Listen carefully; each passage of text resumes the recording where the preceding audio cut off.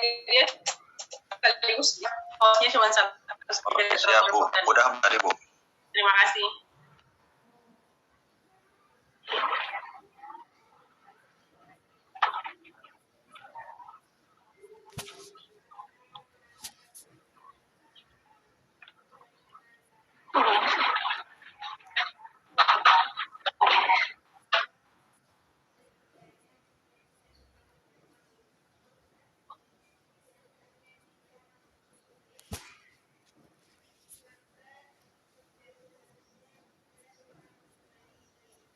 Ya, silahkan bisa share screen. Ya, sudah Bu.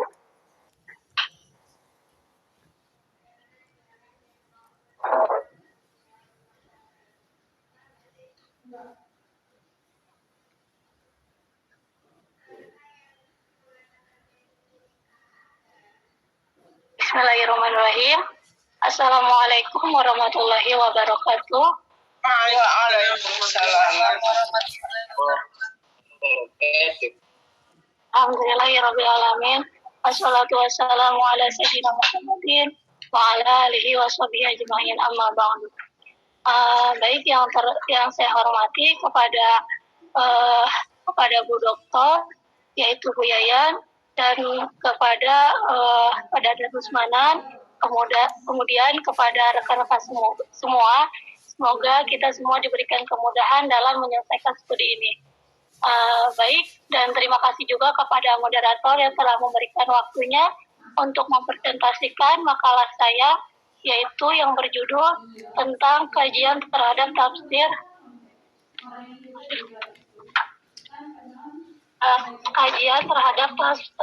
ilmi karya Lajnah Petahsinan Al-Quran Kemenak RI. Nah, baik, di sini isi pendahuluan saya itu ada 4 poin, yang mana itu dari poin pertama itu membicarakan tentang produk tafsir era reformasi, kemudian yang kedua itu ada perkembangan studi tafsirnya, kemudian dari poin ketiganya pun ada penelitian terhadap tafsir, kemudian yang keempat itu ada asumsi masyarakat terhadap Al-Quran. Selanjutnya yaitu permasalahan dalam penelitian saya ini. Yang pertama yaitu bagaimana orientasi tafsir Indonesia pada era reformasi dari segi sosio dan historisnya. Kemudian yang kedua, bagaimana orientasi kitab tafsir ilmi Lajnah Petahsinan Al-Quran Kemenak RI. Nah, kemudian teori dan metodologi yang saya gunakan, yang pertama itu teori yang di sini itu saya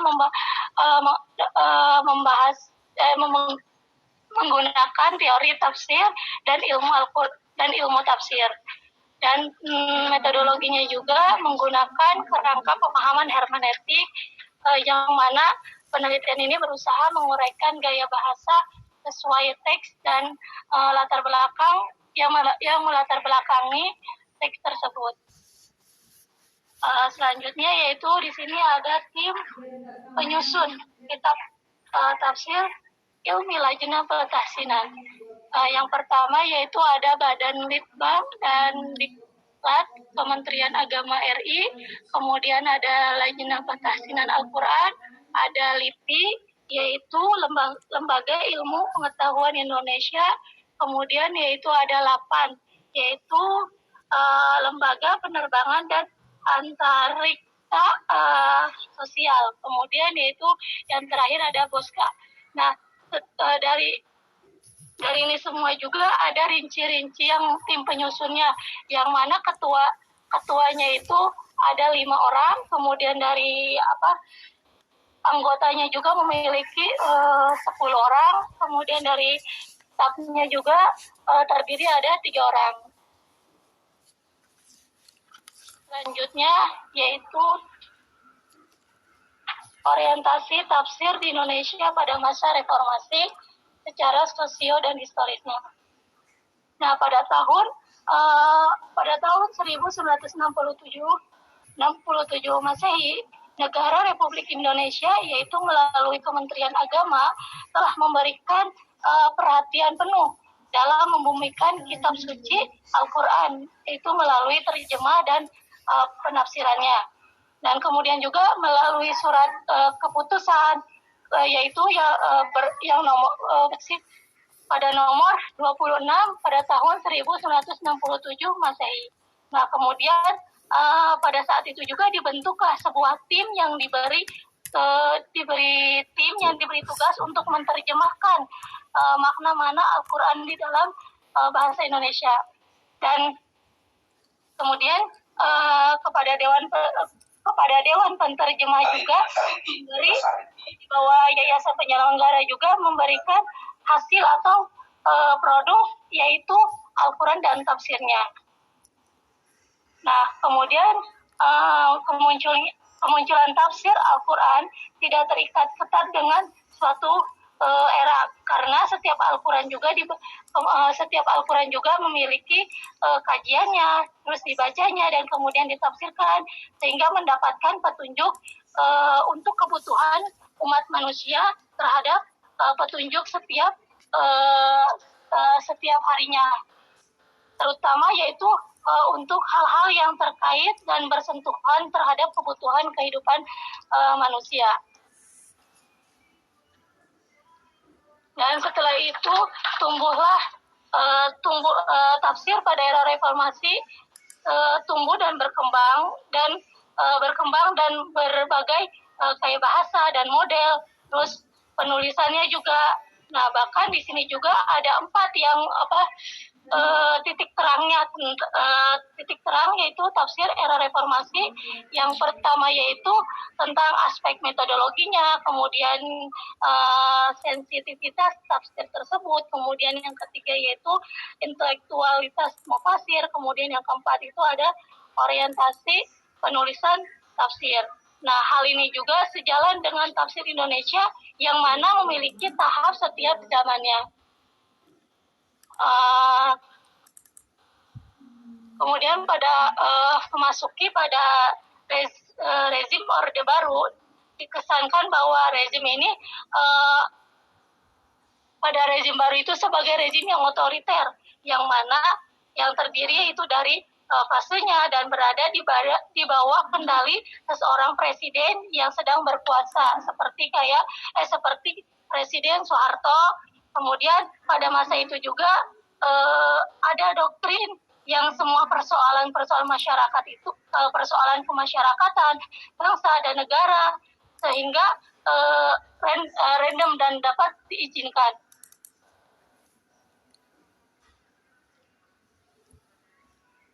Dan selanjutnya yaitu karya tafsir yang menjadi, sehingga karya tafsir tersebut itu menjadi energi untuk pelaksanaan ajaran, pertumbuhan dan perkembangan tafsir Al-Quran. Karena pada masa Orde Baru tidak bisa pula terlepas dari format hubungan Islam dengan biokrasi Orde Baru secara keseluruhannya. Sehingga menurut Islam Gusmian, kemunculan karya-karya tafsir pada masa rezim Orde Baru itu tidak semuanya mempunyai sensitivitas dan semangat keperlawanan terhadap penguasa rezim Orde Baru pun, baik dari segi temanya, kemudian dari arah gerak tafsirnya, yang mana menurut Gusmian juga paling tidak ada 3 model karya tafsir yang pada Orde Baru itu, yang setidaknya pada zaman dulu, pada masa itu tuh harus ada 3 model karya tafsir pada masa rezim Orde Baru. Yang pertama itu ada karya tafsir yang dengan tegas memposisikan arah dan geraknya tafsirnya sesuai dengan bentuk kritik dan perlawanan terhadap rezim Orde Baru yang otoriter. Kemudian yang kedua juga ada tafsir yang melakukan aksi atau bungkam dan diam di tengah penindasan yang dilakukan oleh penguasa pada waktu itu. Kemudian yang ketiga yaitu ada tafsir yang justru melakukan pujian terhadap rezim Orde Baru. Nah, maka secara dari kemunculan 3 model itu pun pada masa Orde Baru itu dapat disadari bahwa tafsir bukan sesuatu yang sakral dan bebas dikritik. Maka dari itu Di sini penulis akan merujuk tidak merujuk keseluruhan literatur tafsir yang terbit pada periode tersebut pada periode ini. Yang pertama itu di sini saya mengambil yaitu dari ada tafsir Al-Misbah yang diterbitkan pada tahun 2000 oleh Lentera Hati Jakarta. Nah, kemudian penyusunan Al-Misbah ini banyak menghidangkan setiap bahasannya, setiap bahasa surat, apa yang dimaksud dengan tujuan surah atau tema pokok tersebut itu disaksikan ketika misalnya ketika mencoba untuk menafsirkan surat Al-Baqarah. Quraisy juga menjelaskan bahwa tema pokok surat ini adalah ayat yang membicarakan tentang kisah Al-Baqarah, yaitu tentang kisah Bani Israel atau seekor sapi. Kemudian Al-Misbah ini juga mengambil inspirasi dari beberapa mufasir seperti dari Ibrahim bin Umar, kemudian Muhammad Tantawi yaitu pemimpin Al-Azhar, kemudian ada Syekh Qutub, terus kemudian ada dari dari Tahir bin Ashur, kemudian coraknya dari Al-Misbah ini pun memiliki corak sastra budaya masyarakat yaitu Adabi wal Istimai. Kemudian metode tulisannya itu bernuansa kepada tahlili. Selanjutnya yaitu di sini juga ada tafsir kontemporer yaitu juz amma dari Amiruddin, yang mana tafsir Al-Hikmah ini mempunyai metode apa sih?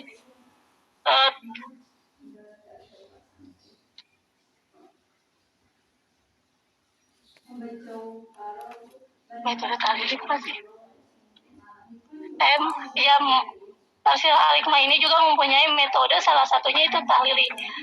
Coraknya juga, corak tafsir ini juga yaitu Adabi wal Istimai, yang mana termasuk golongan tafsir kontemporer karena merupakan kitab tafsir yang disusun pada tahun 2014 sehingga kemudian berhasil juga diterbitkan pada tahun 2019. Nah, tafsir ini juga memenuhi 3 prinsip dari penafsiran kontemporer, yang mana yaitu membawa semangat untuk menjadikan Al-Quran kembali sebagai petunjuk dan berusaha menghasilkan pembacaan yang produktif. Kemudian di sini juga ada tafsir ilmi karya Salman ITB yaitu tahun 2010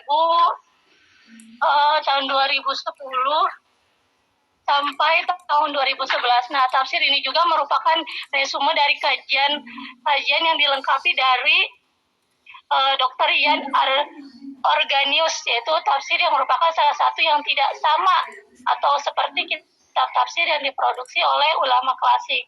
Kemudian tafsir ini juga melakukan pengkajian kepada 29 surah yang meliputi 28 surah Makkiyah dan 1 surah Madaniyah, yaitu surat Az-Zalzalah dan surat yang terdapat di juz amma. Kemudian metodologinya juga, tafsir ini menggunakan metode yang dipakai analisis linguistik atau sama dengan Adabi wal Istimai.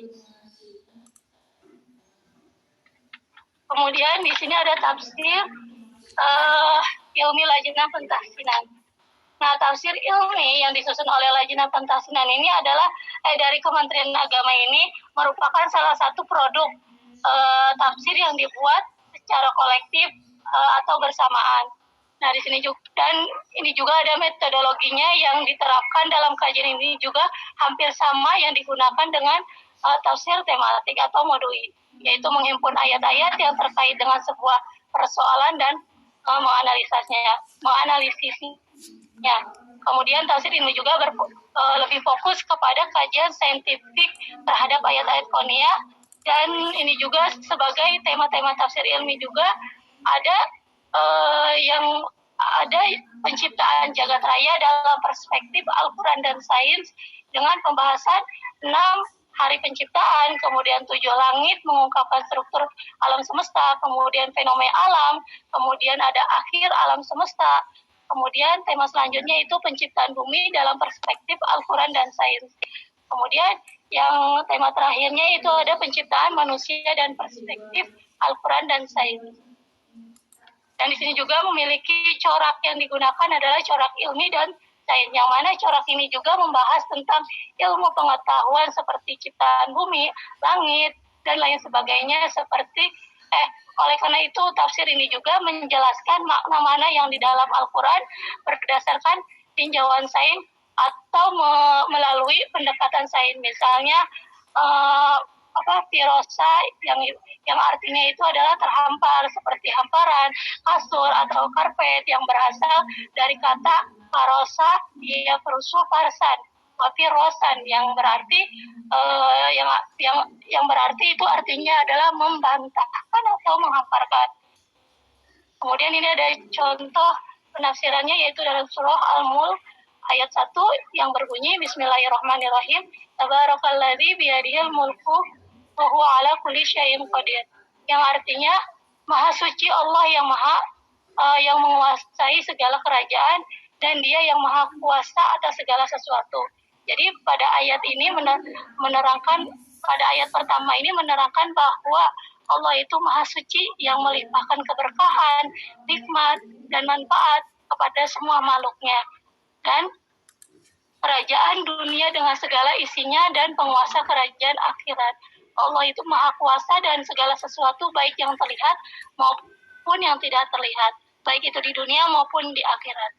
Nah, kemudian arti dari Al-Mulk ini yaitu artinya adalah kerajaan yang berasal dari kata yaitu malaka, dia meliku mulkan, malakah, mamlakah, yang artinya memiliki, menguasai, memerintah. Kemudian Al-Malik artinya adalah raja atau yang menguasai dan memiliki kerajaan Allah, yaitu alam raya dengan segala isinya. Semua ciptaan Allah baik yang dilihat maupun yang tidak dilihat.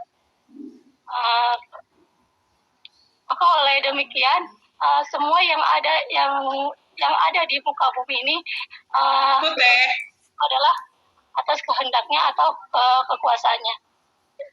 Kemudian yaitu dari kesimpulan yang saya buat dari orientasi tafsir ilmi Lajnah Pentafsiran Al-Quran Kemenak RI ini mengikuti perkembangan zaman dan mengikuti perkembangan ilmu pengetahuan saintifik dengan cara penyajiannya yang paling praktis dan canggih sejauh yang penulis tahu gitu, penyusun yaitu yang segala penyusunnya juga secara tematis. Maka waktu zaman dulu kan ada yang terdapat isu bahwa Al-Quran itu bertentangan dengan sains, maka tafsir ini juga yang menjadi bantahan terhadap argumen tersebut.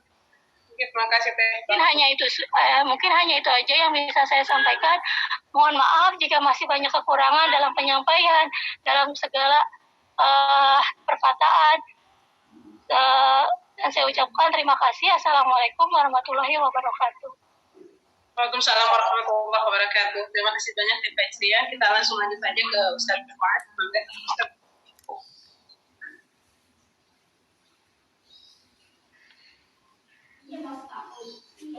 Ya, itu mohon maaf ini ya.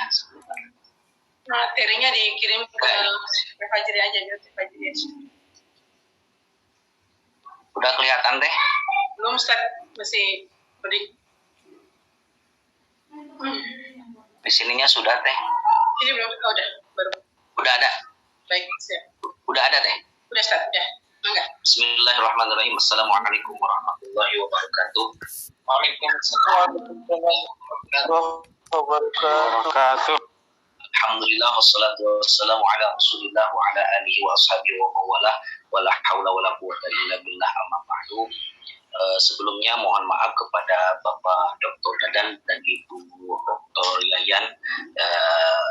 Saya kemarin ada kegiatan hampir 5 hari ke belakang, jadi pada hari ini saya lupa untuk membuat PPT tafsir tematik Kementerian Agama, tapi insya Allah akan mempresentasikan dengan makalahnya saya langsung.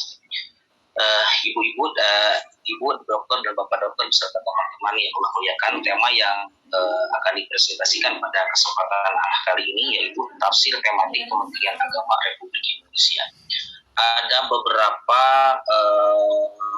tafsir Kementerian Agama Republik Indonesia seperti yang tadi Teteh sebutkan makalah sebelum saya, tafsir ilmi, ada juga tafsir maudu'i atau tafsir tematik, ada juga tafsir tahlili.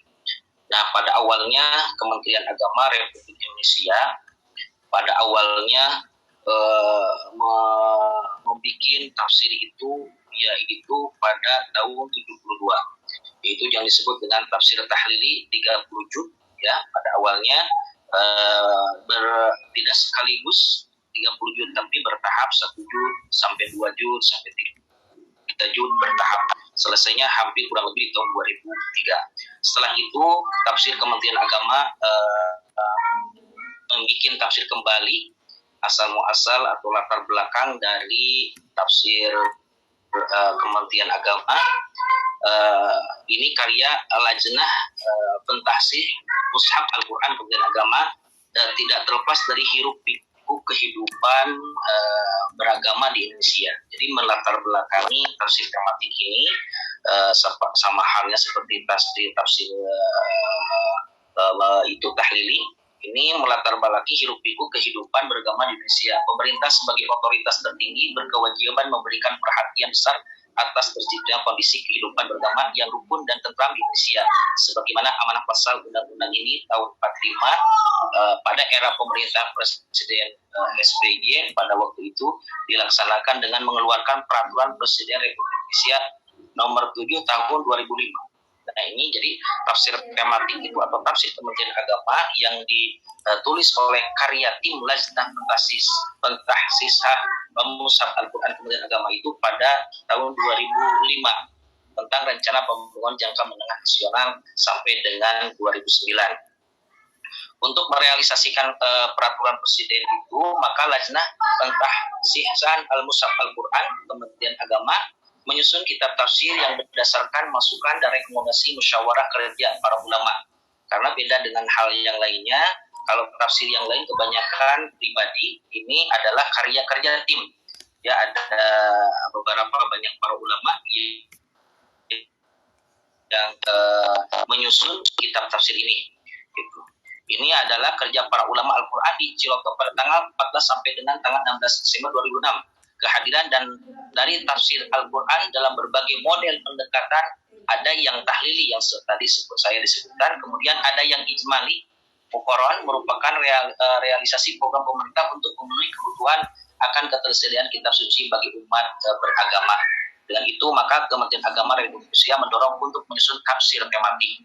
Nah, ini ada beberapa tafsir sebelumnya ya sebelumnya menerbitkan tafsir tematik karya Lajnah Al-Quran itu karya tim penyusun Kementerian Agama. Pertama, Al-Quran dan terjemahnya meliputi terjemahan kitab suci Al-Quran yang disusun dan diterbitkan oleh Kementerian Agama sejak tahun 1965.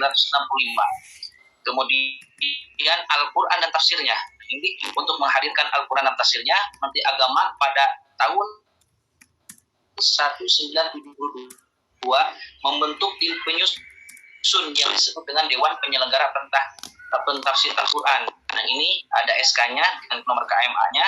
Ini tim penyusunnya. Sebelumnya ini ada beberapa para ulama ataupun tim pakar dari berbagai bahasa, berbagai ahli tafsir, ahli hadis, dan ahli-ahli yang lainnya. Ya, yang dulu Profesor Kiai Haji Ibrahim Hussein sebagai ketua anggota. Kemudian ini ada para kehadiran tafsir Al-Quran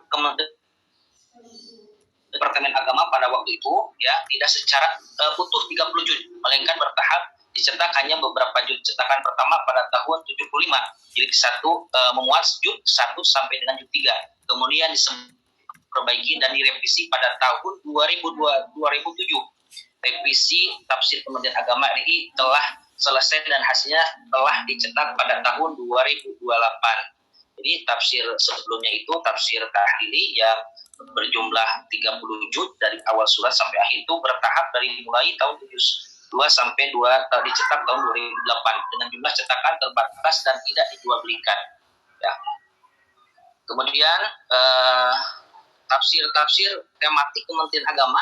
Nah ini ada beberapa tafsir Kementerian Agama, kurang lebih tafsir tematik Kementerian Agama itu jumlahnya ada 23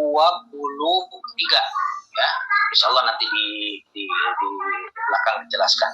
Nah, seperti yang tadi dijelaskan juga hampir kurang lebih 23 dari tahun 2007 sampai tahun 2020. Kurang lebih ada 23 tema tertentu yang disusun oleh Kementerian Agama Republik Indonesia.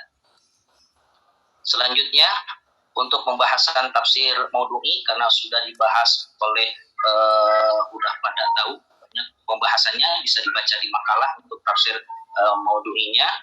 Selanjutnya, sejarah tafsir maudhu'i dan penulisan tafsir tematik Kementerian Agama. Ya, berdasarkan penjelasan dari sebuah riwayat di atas, kita dapat mengetahui bahwa metode tafsir maudhu'i sudah ada sejak masa Nabi Muhammad SAW dan berbentuk yang sederhana dan belum memiliki karakter metodologi yang dapat berdiri sendiri demi menjaga keutuhan ayat suci Al-Quran. Meskipun demikian adanya, ya, hal tersebut paling tidak dapat menunjukkan kepada kita metode tafsir maudhu'i bukan hal yang baru dalam sejarah ulumul Quran. Yang baru bukan metodenya, tetapi perhatian para ulama ahli tafsir terhadap penggunaan metode tafsir dan menjadi salah satu solusi atas jawaban dari sebuah permasalahan yang muncul. Kemudian bisa dibaca juga melihat pentingnya karya tafsir tematik Kementerian Agama Republik Indonesia telah membentuk tim pelaksana kegiatan penyusun tafsir tematik atas rekomendasi musyawarah kerja ulama yang tadi disebutkan di Yogyakarta tanggal 1 sampai dengan 16 Desember 2006 di Colotok. Kalau sebelumnya tafsir tematik berkembang melalui karya individual, kali ini Kementerian Agama menggagas agar terwujud sebuah karya tafsir tematik yang disusun oleh sebuah tim sebagai karya bersama atau kolektif. Menit lagi, Ustaz. Ya, siap. Kemudian tokoh-tokoh tafsir tematik ada di makalah. Selanjutnya karakteristik tafsir tematik Kementerian Agama. Ada beberapa ciri khas. Yang pertama, memilih atau menetapkan masalah yang akan dibahas secara tematik. Kedua, melacak atau menghimpun ayat-ayat yang berkaitan dengan masalah yang akan dibahas. Ketiga, menyusun urutan ayat sesuai masa turunnya setelah ditetapkan apakah ayat Makkiyah, ayat yang diturunkan Makkah, atau ayat Madaniyah, ayat yang diturunkan di Madinah. Kemudian memahami korelasi atau hubungan antar ayat. Kemudian memperhatikan asbabun nuzul untuk memahami latar belakang turunnya ayat. Kemudian mempelajari ayat secara mendalam. Selanjutnya melengkapi bahasan dan uraian dengan hadis dan pendapat para ulama tafsir, karena banyak timnya atau karyanya dari berbagai ahli ilmu, sehingga pembahasan menjadi semakin sempurna dan kelihatan terarah dan jelas. Kemudian menganalisa ayat-ayat secara tematik dan mendalam. Kemudian menyimpulkan pembahasan ayat sesuai dengan tafsirnya. Ini adalah karakteristik tafsir tematik Kementerian Agama. Kemudian tema-tema dalam tafsir tematik karya Lajnah Kementerian Agama tadi dijelaskan ada kurang lebih 23 ya, dari tahun 2008. Al-Quran dan pemberdayaan kaum du'afa, hubungan antara umat beragama, kemudian membangun keluarga harmonis, ini tema-tema khusus ya. Kemudian membangun keluarga harmonis, selanjutnya pembangunan ekonomi umat, kedudukan dan peran perempuan, kemudian etika berkeluarga, kemudian pelestarian lingkungan hidup, kesehatan dalam proses Al-Quran, kemudian spiritual dan akhlak, kemudian pendidikan, pembangunan dan karakter, pengembangan sumber daya manusia, ini pada tahun 2010. Tadi 2008, sekarang 2010.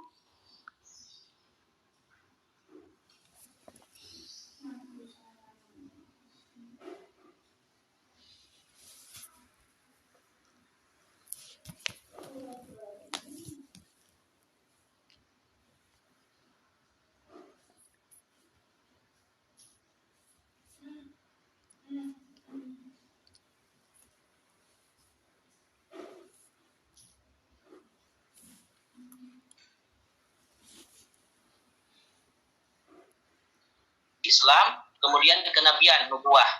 Nah, itu diantaranya tafsir-tafsir Kementerian Agama yang terbit pada tahun 2007 sampai dengan tahun 2020. Paling akhir ini, yang terbaru ini, tahun 2012, maksudnya di bawah tahun 2020, gitu. Kurang lebih ada 23 tema tafsir tematik Kementerian Agama karya para ulama Indonesia atau Nusantara. Ini contoh-contohnya aja, kalau penafsirannya cuma sedikit aja. Saya mengambil dari tafsir Kementerian Agama dari kata ar-rahmah atau sakinah mawaddah warahmah. Ya, pertama-tama menjelaskan pengertian kata sakinah dari berbagai disiplin ilmu, lalu menyebutkan ayat-ayat yang ada kaitannya dengan sakinah, dan disebutkan pula ayat yang lain, termasuk penjelasan dari hadis Nabi Muhammad SAW. Terakhir dianalisis dan disimpulkan penjelasan ayat tersebut. Demikian halnya dengan penjelasan kata mawaddah dan warahmah, sertai hikmah yang bisa diambil dari perkawinan. Ini adalah salah satu contoh dari beberapa tema sub tafsir tematik karya Kementerian Agama. Secara kesimpulannya, kurang lebih ada 20 tema tafsir Kementerian Agama yang diterbitkan dari tahun 2007 sampai 2012.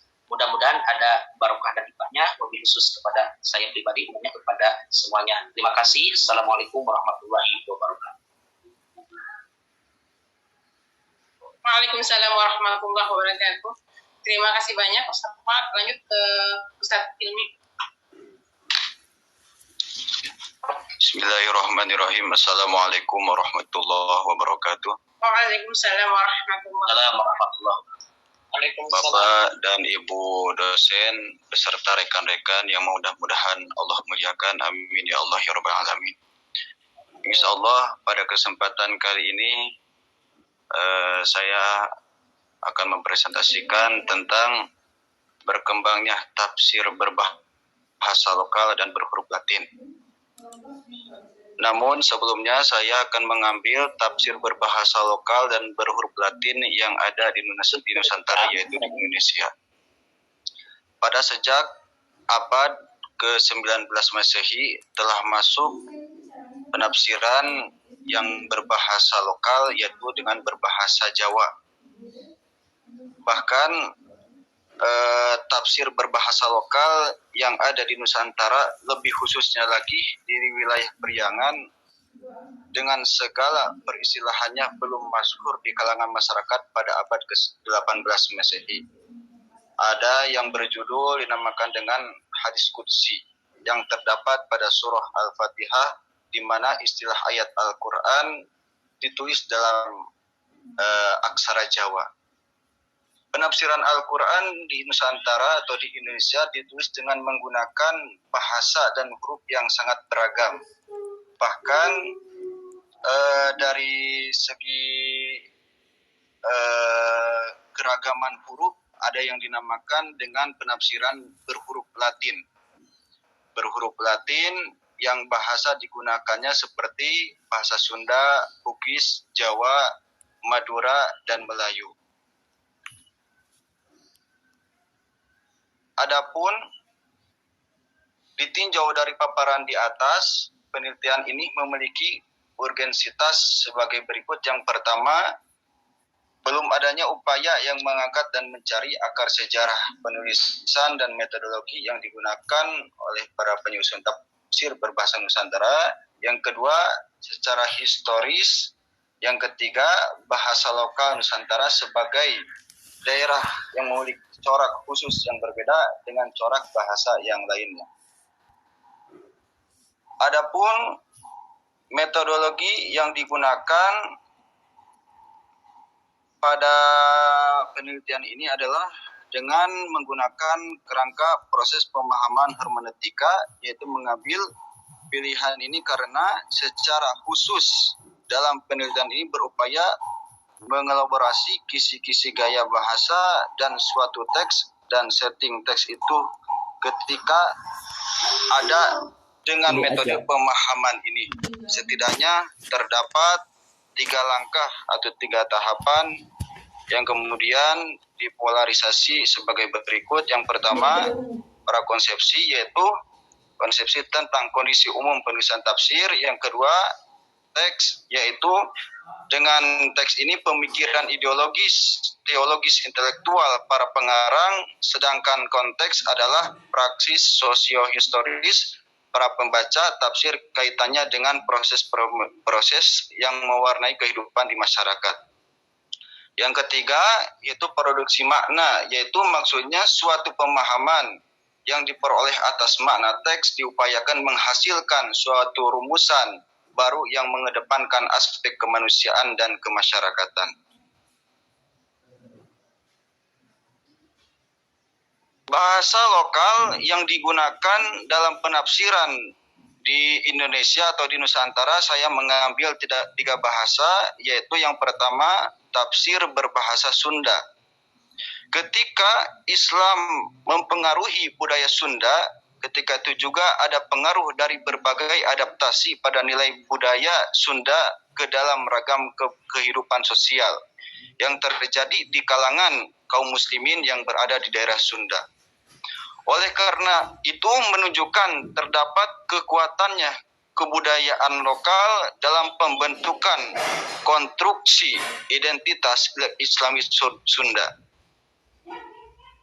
Dalam konteks tafsir Sunda, latar budaya kiranya berpengaruh terhadap penafsir dan karyanya. Meski umumnya didominasi deskripsi nuansa Qurani, tetapi tak sedikit nuansa budaya Sunda pun turut mewarnai keterpengaruhannya, terutama berkaitan erat dengan unsur bahasa sebagai ciri utama etnis. Bahasa merepresentasikan budaya sehingga menyimbolkan dan membentuk realitas budaya. Adapun di antara karya-karya tafsir yang menggunakan berbahasa lokal, bahasa Sunda yang ada di Nusantara, di antaranya yang pertama adalah Tafsir Nurul Bayan. Tafsir Nurul Bayan ini adalah karya atau ditulis oleh Muhammad Romli yang merupakan beliau salah satu mufasir dari Tatar Sunda. Tokoh ini yaitu Muhammad Romli merupakan tokoh perintis organisasi Persis atau Persatuan Islam. Ini memiliki sebuah karya tafsir Al-Quran yang berbahasa Sunda, yaitu Tafsir Nurul Bayan, sehingga beliau itu asalnya dari Kadungora, daerah Garut, ya, pada masa penjajahan sekitar tahun 1889. Tafsir Nurul Bayan ini karya Muhammad Romli juga termasuk tafsir Sunda yang jelas mewakili kepentingan Islam modernis dan mengasumsikan adanya sebuah identitas Islam Sunda yang lebih murni dan modern. Melalui Nurul Bayan, Romli mencoba meneguhkan ekspresi lokalitas Islam yang bebas dari dominasi mitos, tahayul, dan kepercayaan lokal yang dianggapnya mengganggu kemurnian akidah. Tafsir Nurul Bayan ini menggunakan metodenya dengan menggunakan metode tahlili. Contoh penafsiran Tafsir Nurul Bayan seperti dalam surah Al-Fatihah, potongan ayatnya wa iyyaka nasta'in. Di antara sebagian penafsirannya seperti ini, nyakitulei anu sok ngarunakeun jimat anu ditekadkeun baris ngabantu kana kasalamatan salirana kanggo nguntungkeun dina perusahaanana dan seterusnya. Itu contoh penafsiran Tafsir Nurul Bayan karya Muhammad Romli. Di antaranya yang barusan dibacakan sebagian tafsir wa iyyaka nasta'in dalam surah Al-Fatihah. Yang kedua yaitu tafsir Rodotul Irfan. Salah satu karya tafsir yang terkenal di masyarakat Nusantara yaitu dengan menggunakan bahasa lokal, bahasa Sunda, yaitu kitab Rodotul Irfan. Ini merupakan karya Kiai Haji Ahmad Sanusi bin Abdurrahman. Beliau berasal dari Sukabumi, Jawa Barat. Beliau merupakan salah satu 3 ulama Nusantara Jawa Barat yang produktif dalam menelurkan kitab-kitab asli Nusantara yang berisi tentang ajaran agama Islam. 2 di antara lainnya yaitu sama Raden Ma'mun Nawawi bin Raden Anwar, kemudian Abdullah bin Nuh dari Bogor. Beliau Abdullah bin Nuh itu merupakan penulis penyair. Bahkan Martin, salah satu peneliti pesantren asal Belanda, menyebutkan ketiganya ini penulis karya orisinil dan bukan pensarah atas kitab-kitab tertentu sebagaimana umumnya dilakukan oleh ulama-ulama Indonesia. Kitab ini terdiri dari 2 jilid.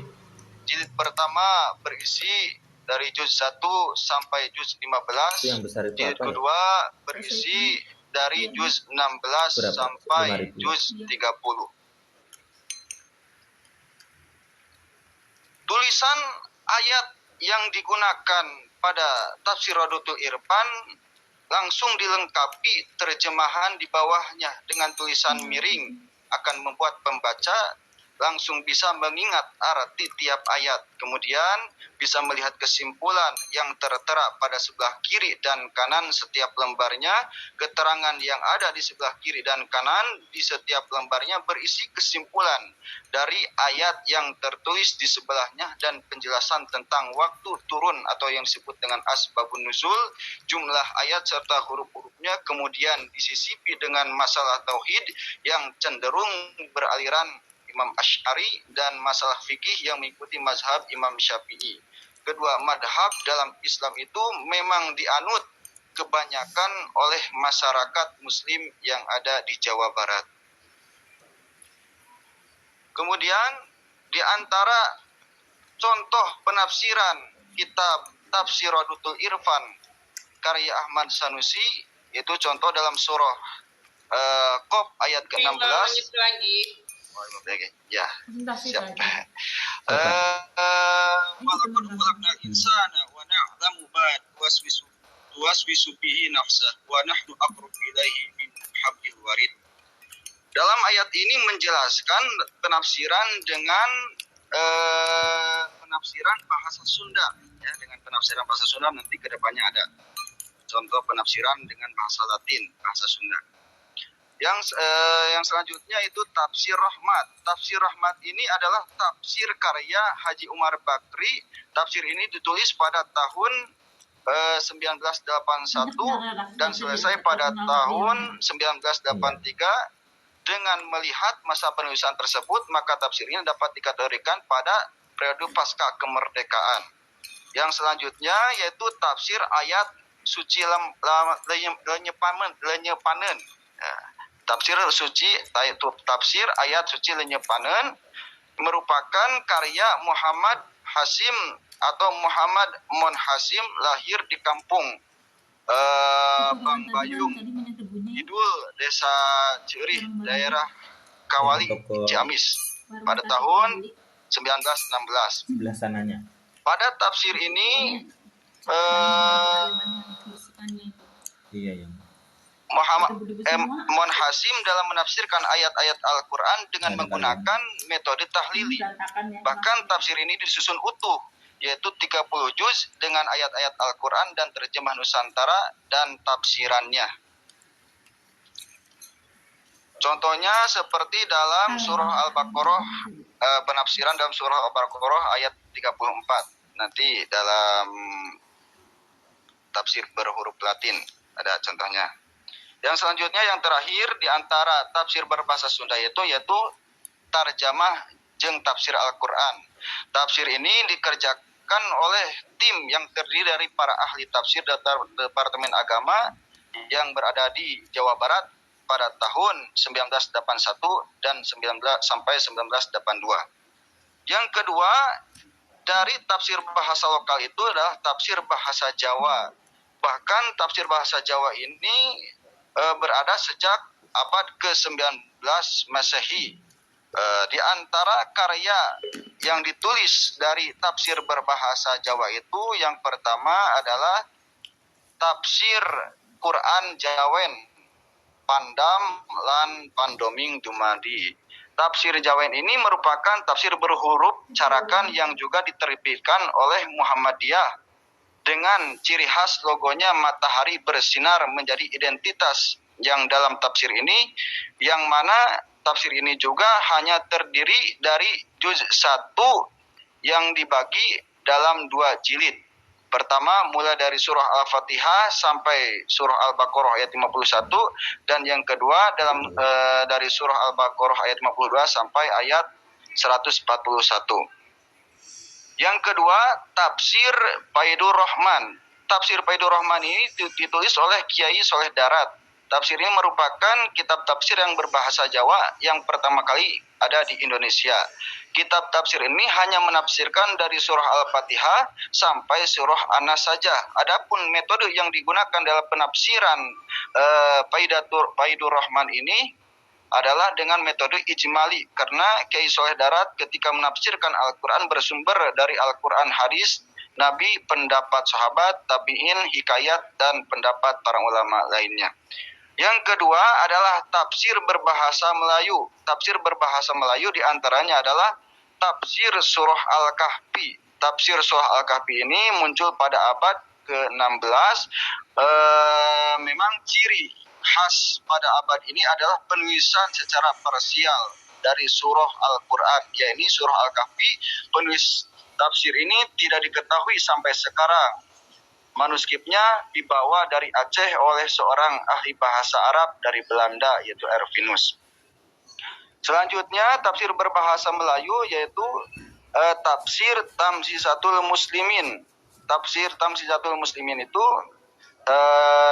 karya Kiai Haji Ahmad Sanusi yang tadi telah menafsirkan dengan bahasa Sunda, kali ini dengan bahasa Melayu. Beliau ini menafsirkan bahasa Melayu dengan menggunakan huruf Latin. Seperti contoh dalam surah Al-Fatihah, seperti kalimat iyyaka na'budu wa iyyaka nasta'in, beliau menafsirkan dengan bahasa Melayu. Adapun minta pertolongan maka hakikatnya itu nanti ada contohnya seperti di depannya dalam huruf Latin di PPT. Yang selanjutnya untuk mempersingkat waktu yaitu tafsir berhuruf Latin. Penafsiran Al-Quran di Nusantara ini ditulis dengan menggunakan bahasa dan huruf yang beragam. Tadi telah disebutkan diantaranya dengan menggunakan huruf Latin. Huruf Latin baik itu dengan menggunakan bahasa Sunda, bahasa Melayu, bahasa Jawa, dan bahasa Bugis Madura.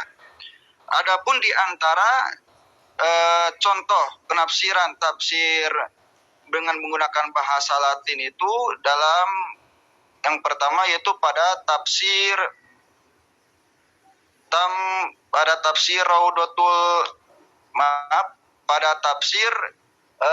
Tamsizatul Muslimin. Lihat di sananya di PPT ada yaitu contoh penafsiran pada kalimat iyyaka na'budu wa iyyaka nasta'in. Di bawahnya terdapat penafsiran dengan menggunakan huruf Latin atau aksara Latin yang berbahasa Melayu. Yang kedua, kitab tafsir yaitu Nurul Bayan yang tadi telah disebutkan. Contoh penafsirannya yaitu dalam surah yang tadi sudah disebutkan, penafsiran dari wa iyyaka nasta'in. Itu penafsirannya, silakan dilihat ya, dengan menggunakan huruf Latin dengan berbahasa Sunda. Oke, Ustaz. Waktunya udah. Oh ya. Mungkin sedikit lagi kesimpulannya adalah tafsir yang berada di Indonesia itu merupakan tafsir berbahasa lokal, dan banyak pula yang ada di Indonesia itu tafsir yang berbahasa Latin, karena dengan menggunakan huruf lokal, berbahasa lokal dan berhuruf Latin itu untuk menyesuaikan budaya yang ada di Indonesia. Terima kasih atas perhatiannya. Mohon maaf tentunya banyak kesalahan dalam pemaparannya. Wassalamualaikum warahmatullahi wabarakatuh.